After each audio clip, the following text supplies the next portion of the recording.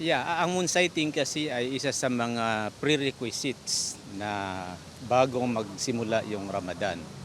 Unang-una nabanggit sa hadith ng Propeta Muhammad sallallahu alaihi wasallam, sumu li ru'yatihi wa aftiru li ru'yatihi fa in ghumma alaykum falitikmul iddata salatina sya'bana yawman. Sabi ng propeta, bago kayo mag fasting sa buwan ng Ramadan, dapat titignan niyo muna ang buwan. Pag makita ninyo, so the following day, automatic, doon yung umpisa. Pag hindi makita, you complete the 30 days of Sha'ban. Yung Sha'ban, yung month na before ng Ramadan. So kaya ang pagkakandak ng moon sighting na sinasabi natin is nasa 29th day of Sha'ban. Ang buwan kasi ng Islam, because lunar month ang pinapalo namin is it's either 29 or 30. Wala ng 28, walang 31. So dalawa lang siya. Yun yung ang significance nito is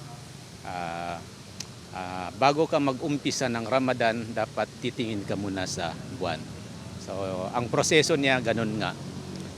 Ngayon ang buong mundo na Muslim ay nagpiprepare at titignan siya mamaya sa sunset siya. Maikli lang po yan, yung niyang period niyan, makita mo na o hindi. At ginagamitan pa ng telescope, ng mga instruments. Lalong-lalo na sa mga Muslim countries like Malaysia, Indonesia, and even Saudi Arabia.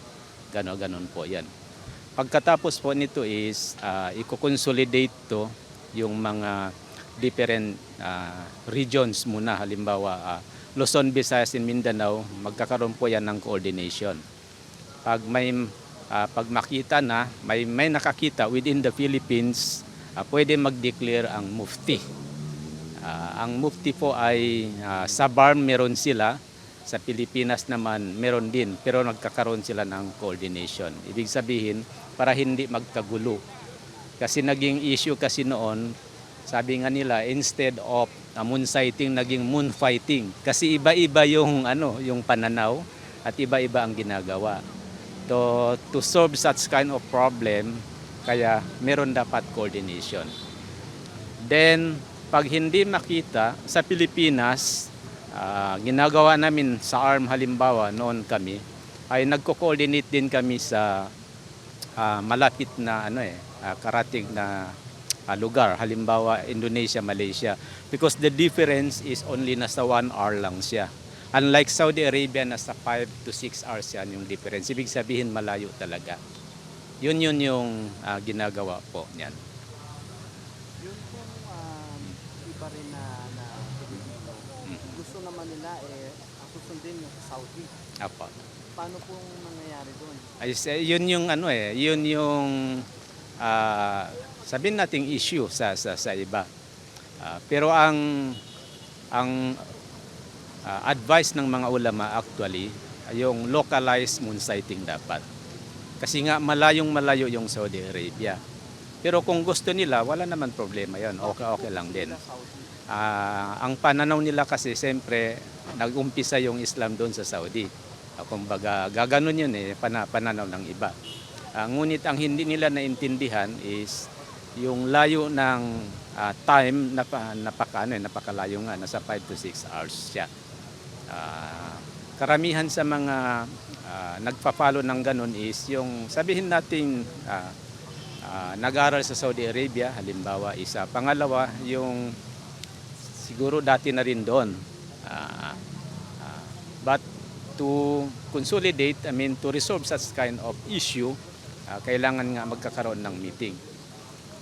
I think 2 weeks ago and even yung iba na sa 1 month ago pa, nagkakaroon na ng meeting. Sa BARM halimbawa, nagkakaroon ng meeting ang different Muslim scholars para ma-resolve na ang issue na yon. So yung NCMF, meron silang sariling mufti. So far walang mukti ang NCMF actually because NCMF is an office. Yes. Office ng gobyerno. Wala pong mukti. Ang alam ko lang na may mukti is sa BARM ngayon, sa BARM meron silang mukti. Tapos sa Pilipinas wala pa akong alam na officially na na appoint na mufti. Although dati meron yan. Meron yan. Coordinate yung NCMF tsaka yung BARM. Yes, nagko-coordinate. Ang alam ko nagkakaroon po sila ng coordination. Pero nangyari na po ba, like in the recent past, like maybe 2 years ago, 3 years ago, na magkaiba ang simula ng Ramadan ng BARM at ng the rest of the Philippines? Nangyari yan, I think, nasa before na-organize yung Regional Darul Ifta ng ARM noon, ARM. Because I was with ARM for 7 years, 2012 to 2017. Nangyari po yon. Ang sanhi doon is because there was no coordination. There was no coordination. Ganyan. Pwede niyo po bang ipa-explain, i-explain sa akin, ano po ba yung main difference ng process ng moon sighting between Philippines and Indonesia? Or parehas rin po ba yung process? The same, I think ang process in general, the same yan. Yun nga, during sunset din, tumitingin sila. Walang pinagkaiba ang ano. It's because, kung baga, yung system niya isa lang. Pero ang kaibahan siguro sa Indonesia kasi dahil sila yung Muslim country, isa lang ang kanilang main authority, tama ba? Pwede nating sabihin ganon. It's because Muslim country nga sila. At isa lang ang mufti nila. Isa lang. Ibig sabihin kung magde-declare yung mufti lang. Whereas sa atin, sa BARM, meron mufti.